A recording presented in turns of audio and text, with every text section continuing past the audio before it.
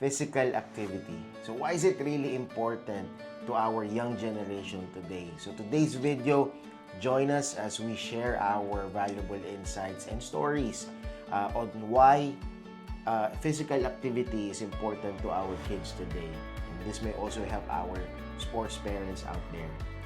So tara, join us in this video.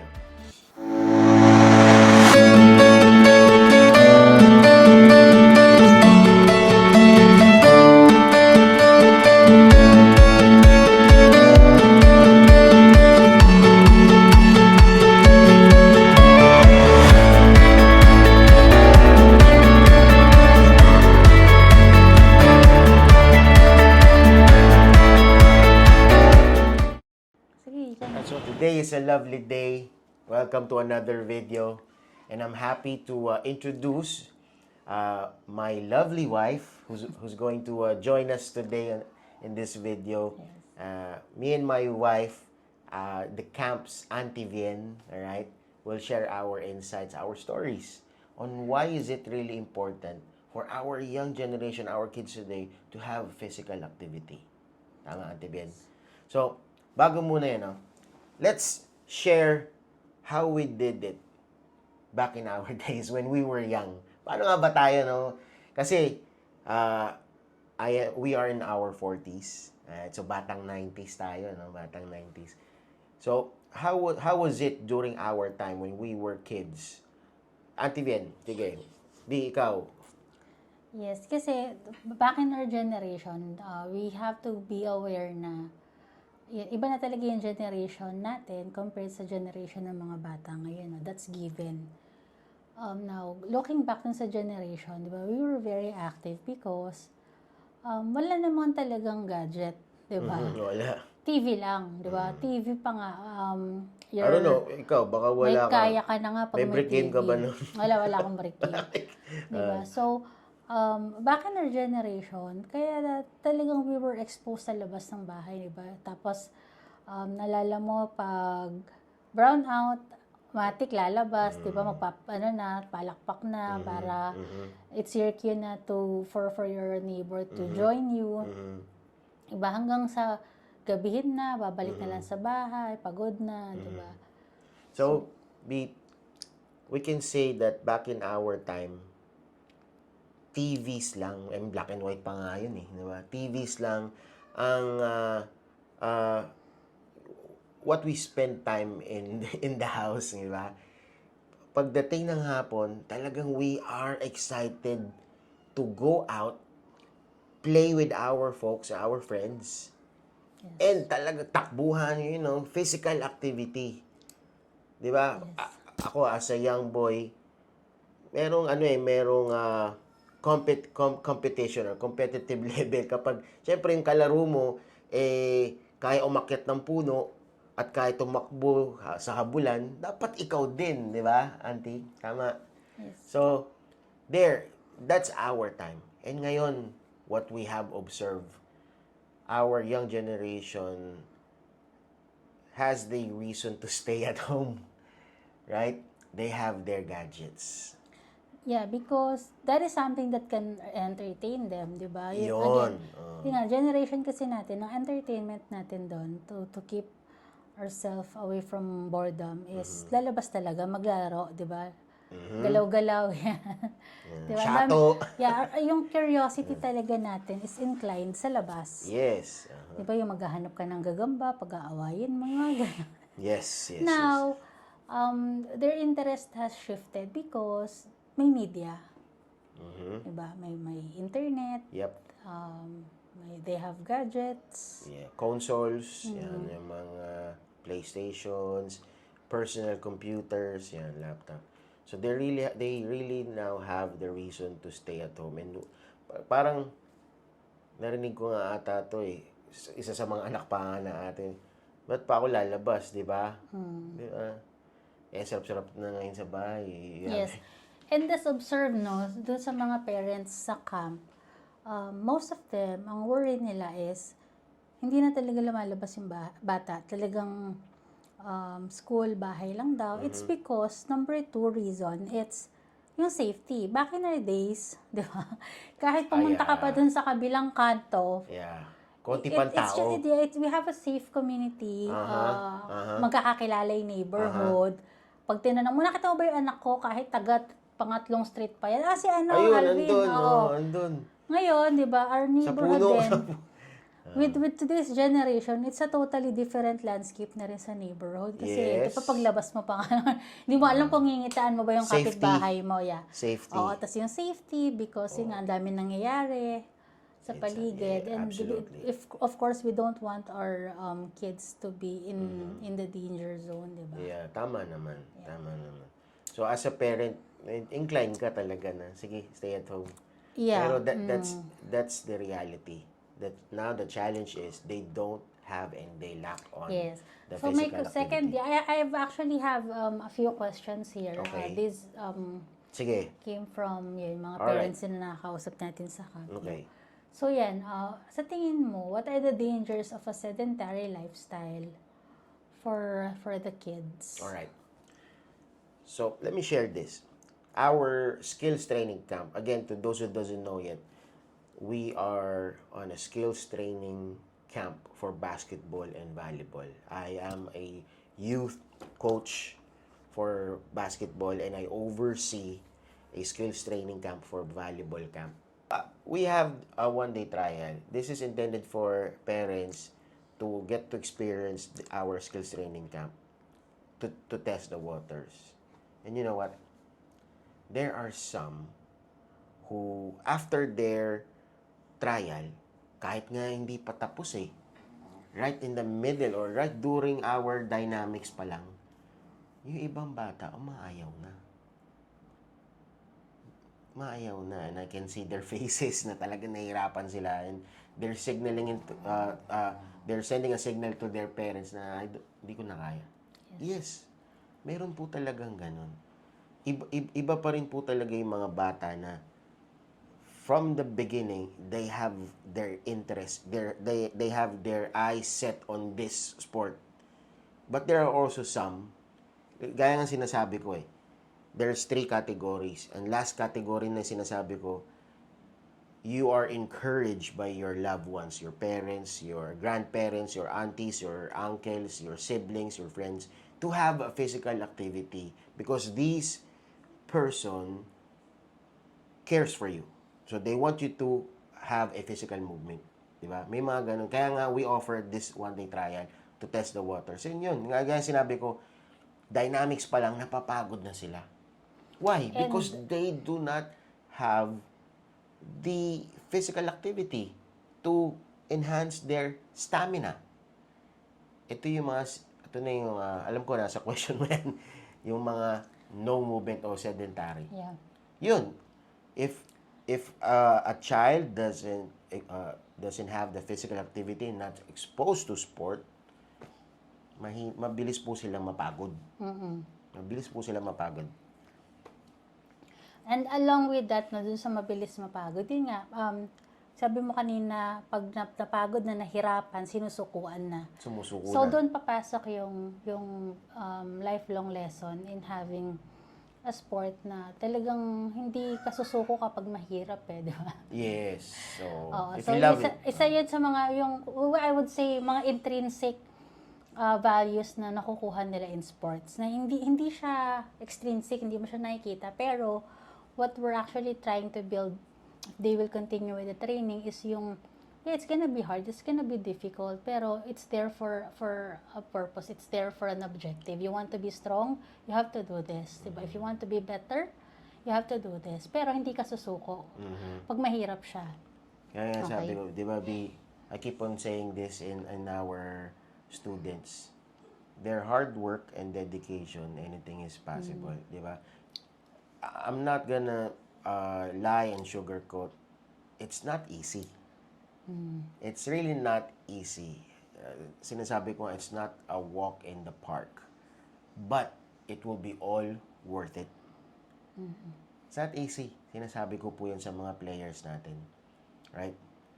Yes. So, And along with din nga sa sedentary lifestyle nila, napansin ko din na, yun, pag ginagawa natin yung mga activation, yung mga drills, the body posture. The body language. The body, yung posture nila, kuba talaga, no? Kasi, of Yun, course, oo. kahit naman tayong adult, di ba, especially sa mga naka-work from home, ang tendency talaga natin is, it's because yung computer nga, it's hindi siya naka-eye level. Nakayuko ka. Or if they have gadgets, iPads or phones, nakayuko. Di ba? Bihira naman yung batang nakikita mo nakaganyan maglaro. Yes, di ba? oo. So, yan, ang nangyayari tuloy, nabibuild yung, baga nagkakaroon ng muscle memory, yung sa likod nila. Kaya ang tendency, nagiging kuba. And we Yun. don't want that to happen na nasa 30s pa lang yung anak natin. Bukot, tawag nila bukot na, no? Bukot or kuba. Let us share to them na based from research and experience kasi nga po si Coach Alvin is undergoing therapy. Hi there, young athletes and to all sports parents, mommies and daddies. Let me take a quick break from that video. If you are into sports or wanting to know more about basketball and volleyball, come join us in our skills training camp. PASA East, Pass and Shoot Academy, PASA East, and Filipino Volleyball, FBA East. If you want to learn more about basketball and volleyball, come visit and join us in our skills training camp. Let's master the fundamentals. Let's master the basics and work our way up for improvement. We're not just only teaching the skills, but we're also building the character of these young aspiring athletes. So if you want to join us, you can visit our camp for a one-day trial. And let's see if the camp is a good fit. Let's test the waters. If you're ready, the link is in the description box. And if you're enjoying this kind of conversation, hit the subscribe button. Maraming salamat po. With my right slip disc, meron tayong tinatawag na back hygiene. Di ba? We have to remind ourselves that there is a right and proper posture when you are sitting and when you are standing. May proper posture yan. Lagi sinasabi yan, yung arc sa baba, sa lumbar section, dapat may curve yun. Ngayon, kung wala tayong awareness to that and wala tayong physical movement, magiging muscle memory sa atin na ganito tayo, di ba? Yeah. Lalo, nakatapat sa computer and what. Di ba?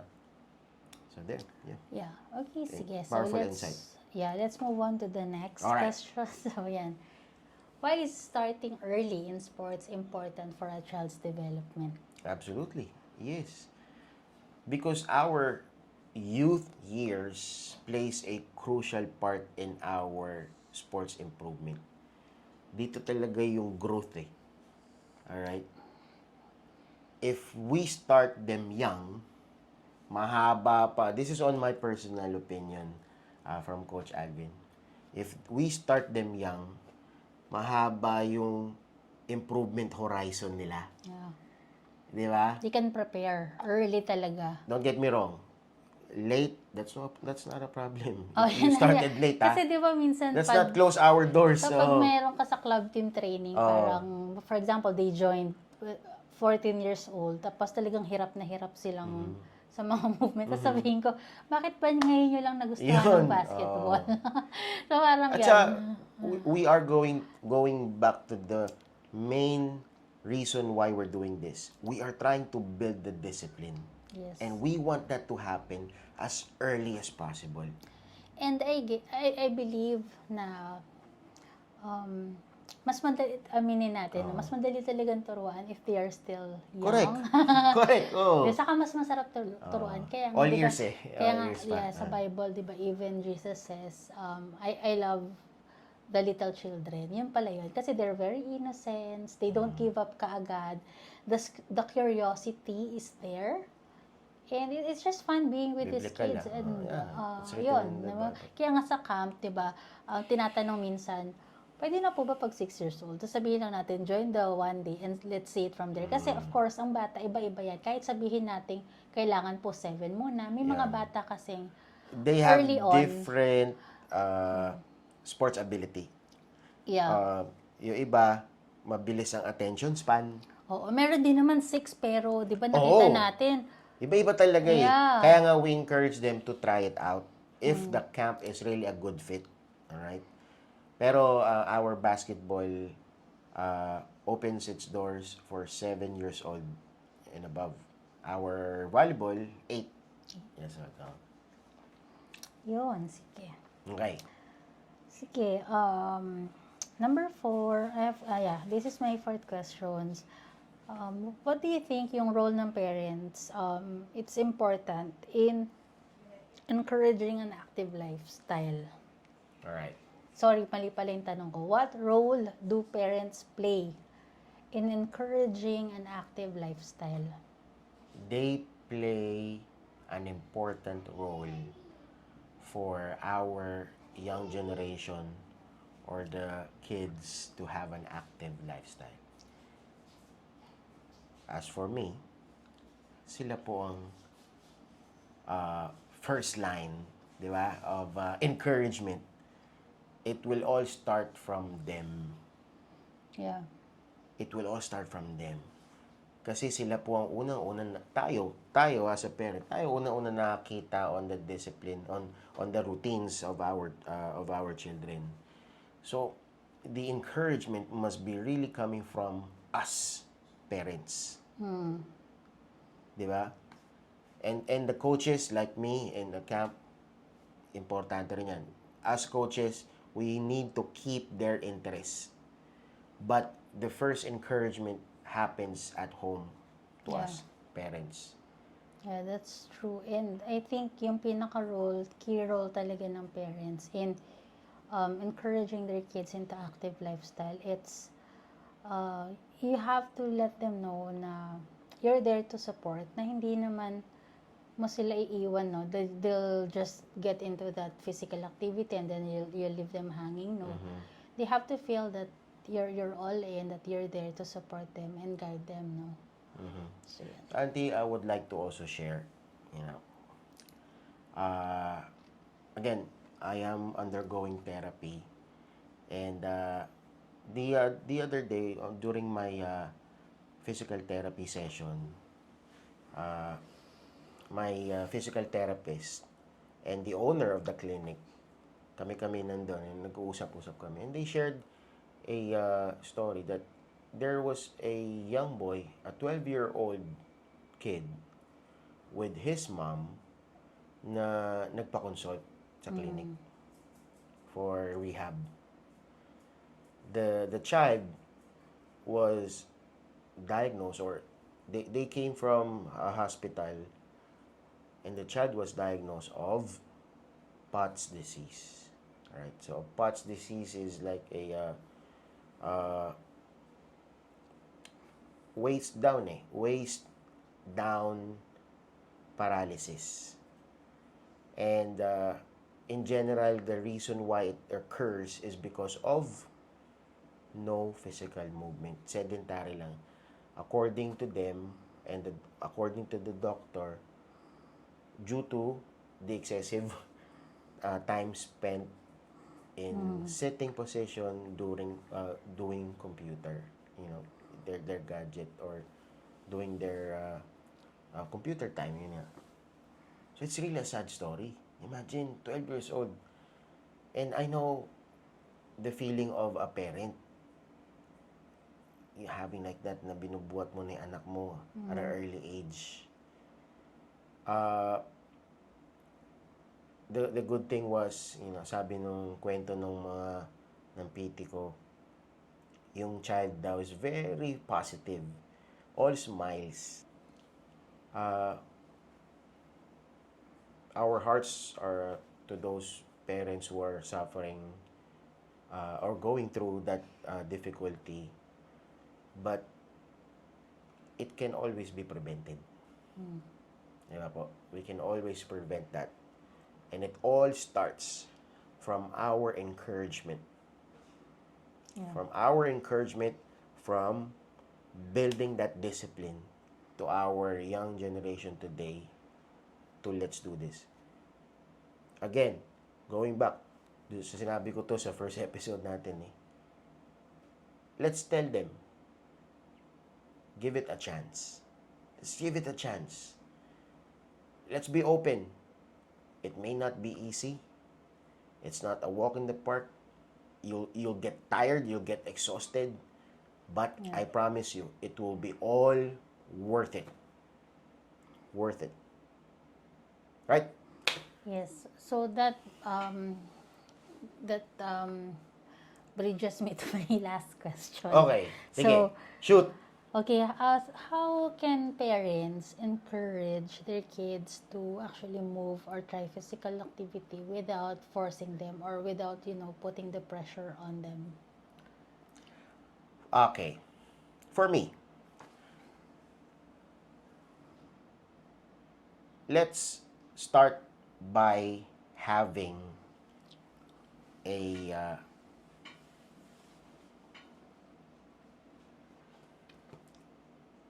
let's start by having an introduction or a day for that activity.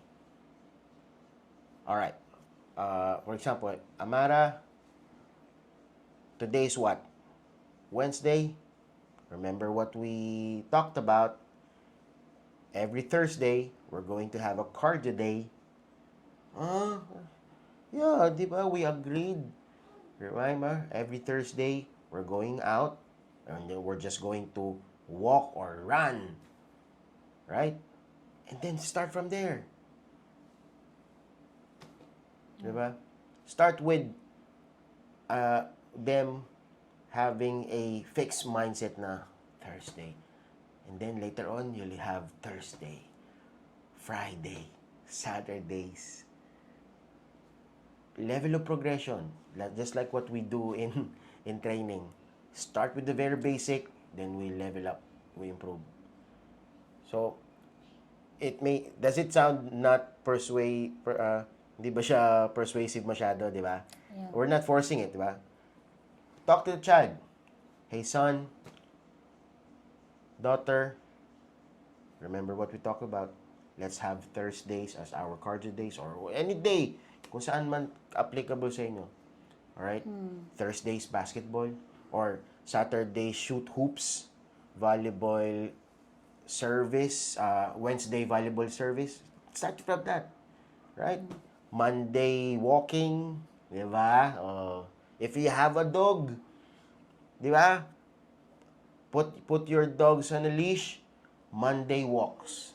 Tuesday walks. I think we Diba? just have to encourage them to have that routine Yes. build in the comforts of course, sa neighborhood muna, sa village, and then we'll start from there. And yun lang, it's a matter of, we make it a bit fun for them. Yeah. Na after they did that, what would be the reward? For example, they have set to commit talaga, no? You had your first Thursday run. So, Auntie, this, I just thought of this, diba? It also matters how we relay the message, diba? And, yeah. Like, for example, Amara, you have to watch this. No. You have to watch this. You have to observe how do they do this, diba? It's forcing. Diba? Because they don't see the value, but kailangan. Kasi sa utak Exactly. nila. Parang, what's in it for me? So, we Kasi have yung panahon natin, ganun eh. Oh. Tumayo ko dyan. kailangan. Diba? Puro by authority, Authority. diba? Ano ba pinakamasakit mo? Ako, alpombra. Sa mga Monday. batang 90s dyan, napalo na ba kayo ng alpombrang tsinelas? Yeah. Di ba? So there. Meron pa ba? Yeah. Lastly, no. Lastly, sige. If you have parents here, like if merong dad and mom sa bahay, for the daddies, no, I believe it is really your role to lead your child into trying sports. Yep. So kasi, ang design naman talaga ng tatay sa isang pamilya is the leader, di ba? Yeah. The mother is the helper. So, yung nanay yung magbabayad ng... Yeah. just in Mami, case thank- lang na you have to enroll your kids sa Mami, mga aunties dyan. ballet Thank you. lesson, sa mga karate, di ba? Yeah. The joke lang. But ultimately, no, this is my call to the dads, to papa, daddy, dada. You have to take the lead. Sa inyo dapat manggaling yun because we're the leader of the family. Right. Valuable. And, meron pa ba dyan, auntie? Wala naman. Wala naman na. Okay. So, yes, to all the dads out there, I know you want the best for your child. If you needed help, yun po, in introduction. And I have seen that for sa camp, based on my observation, the kids who are being brought by the dads, tapos, yun, minsan sumasama din yung mothers, iba yung push ng bata. I'm not sure, is it because yun nga, daddies are leaders naman talaga, and the mommies, ang design naman talaga sa atin is to help, to support, diba, Remember, ng baon, di ba po, I have observed this as a youth basketball coach and volleyball too. Our child wants to make us proud. Di ba? Yan ang mga dahilan kung bakit sila they get into sport. They want to be like the one that they see on TV or watch in TikTok, yung mga ganyan. Gusto nila magawa yung mga highlights, ganyan eh. And they want to make our parents proud. Di ba po? So, maybe it could help. Di ba? Again, in my personal opinion, maybe it could also help if you are always present or engaged, involved to your child's sports journey. You know, and it to could start be with anything naman, physical activity. It could be a running club, volley, taekwondo, basketball, volleyball, badminton, anything that you feel is your child would be interested in. Yep. All right. B, I enjoyed this day. I hope to see you again on my next video. Huwag kang mag-alala, mag-guest naman ako sa channel mo. Alright, bigyan mo lang ako ng guide, okay? So, yun po. We hope that we have shared a valuable insight to our sports parents out there. And I pray and I hope that our young generation find the motivation to be involved into sports. It may not be sports. Have the interest of physical activity. Physical well. Diba? Right?